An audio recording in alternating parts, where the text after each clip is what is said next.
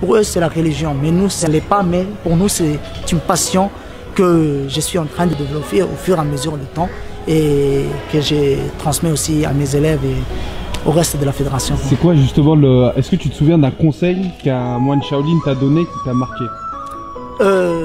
C'était que il faut pas, quand vous pratiquez le Kung Fu Shaolin, ce n'est pas pour vous montrer, pour vous, comment dire, pavaner dans la rue, c'est montrer que toi, tu es un moine Shaolin et tout ça.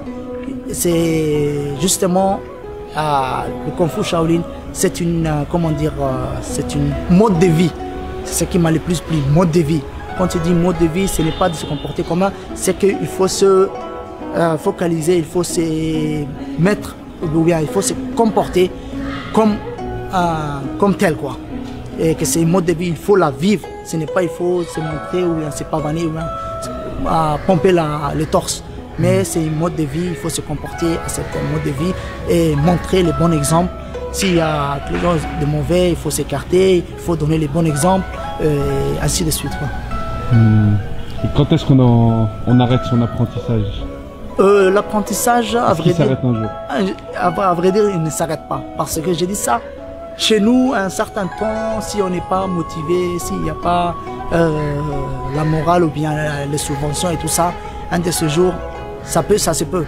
Mais quand on va à l'extérieur, on a acquis beaucoup d'expérience. Par exemple, au temple de Shaolin, il y a le tout petit, ils ont l'âge de 2 ans. Et leur plus ancien, il a l'âge de 70, 80, 100 ans. Avec des grandes barbes comme ça, ils sont en train de s'entraîner. Tout le monde s'entraîne, de A à Z. Donc c'est ce qui te donne l'envie de continuer. Eux, ils te donnent les moyens et s'entraînent 18 heures par jour. Mais c'est qu'on n'a pas l'habitude. Nous, on commence à 15 h de l'après-midi et à 20 h, 21 h, on rentre chez nous. Il y a le travail quotidien, il y a l'école, il y a les études et tout ça. Donc, quand tu t'entraînes 18 heures, certes, c'est trop difficile, mais à force de voir ces gens-là travailler, persévérer, se donner les moyens, donc tu te dis, mon gars, tu peux le faire. Donc, il faut te mettre à la même longueur d'onde que eux.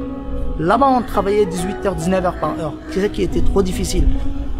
Mais au fur et à mesure que tu as la volonté, tu persévères de jour en jour.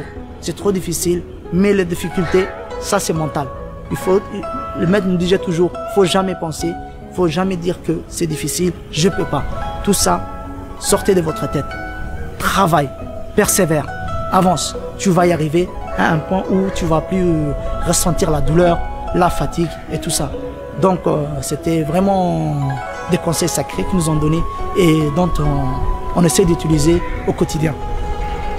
Merci. Comment tu t'appelles? Hassan. Hassan. Hassan. Merci Hassan. Il n'y a pas de quoi.